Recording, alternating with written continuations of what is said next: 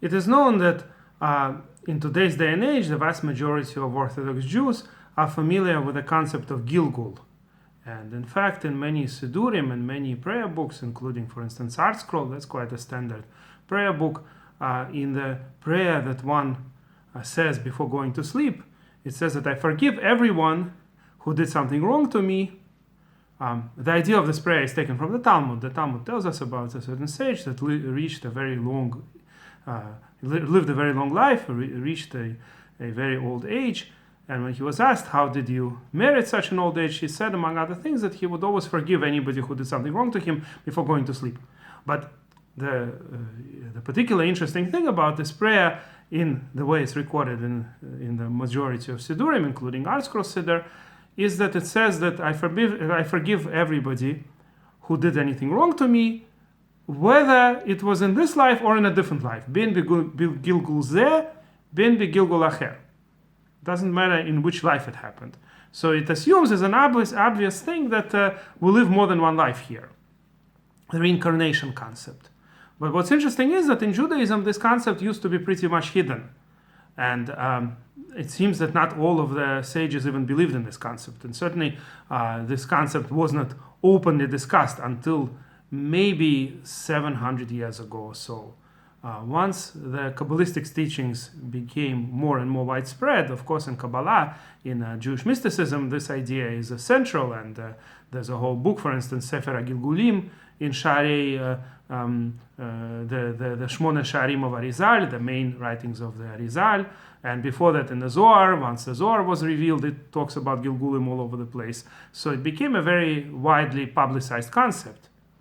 I'm not going to discuss theologically if a person who doesn't want to believe in Gilgulim is allowed to or not. I mean, certainly there are some rationalists among Jews today who do not believe in the Gilgul. I don't think it's a principle of faith or of any kind. It's not a dogma.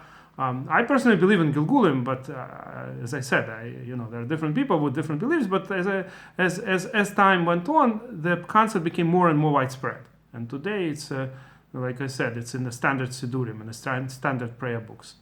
So what's interesting is the words of Ramban on our Parsha, on our weekly reading, Vayeshev.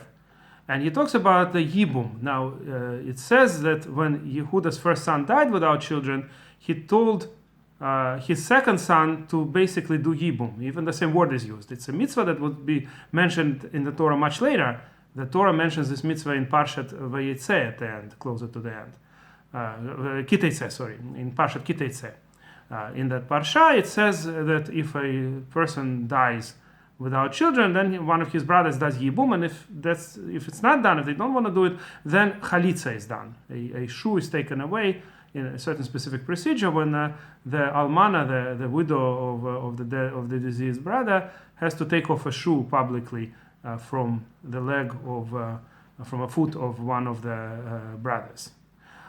So the idea of this chalitza procedure is the idea of releasing something, like taking off the shoe kind of releases the bond, meaning when a person dies, there is some kind of a bond between his former wife, his widow, and the one of the brothers that will do the mitzvah, meaning ideally, it seems, at least the simple meaning of the Torah, that ideally one of the brothers should marry his former wife, and if none of the brothers will do it, then chalitza is done. However, there is a dispute in the Talmud.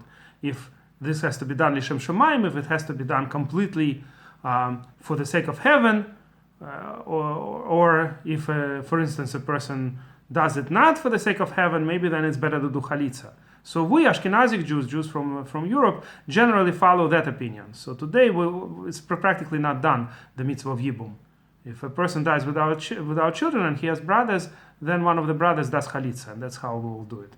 But by Sephardim, the Jews from the Arab countries and other Eastern countries, they actually still do Yibum sometimes. Very rarely, it's not a very common procedure, but it's done once in a while. At least by them, it's considered a greater mitzvah. So whatever the case may be, Ramban here wants to hint the Kabbalistic meaning of this mitzvah, and of course that's how all the Mikubalim explain it. in particular the Zohar and writings of Rizal, all full of this idea that a person who died without children likely will have to come back again to this world. The job is not finished. He has to rectify that. And the ideal is if he comes back through two people who are closest to him. That is his former wife. Obviously, there's a spiritual bond formed when people marry. So his widow, and the closest relative from his side. So it's one of his brothers. But as Ramban is hinting, they used to do procedure similar to Yibum even with other relatives. Even though the Torah only requires Yibum in the case there are brothers, in our Parsha, basically a similar idea. Yehuda must have known about this idea, and in general the early generations knew about this idea according to Ramban, and that is that if it doesn't work with a brother, it may work with somebody else. For instance, the story of Ruth is somewhat similar.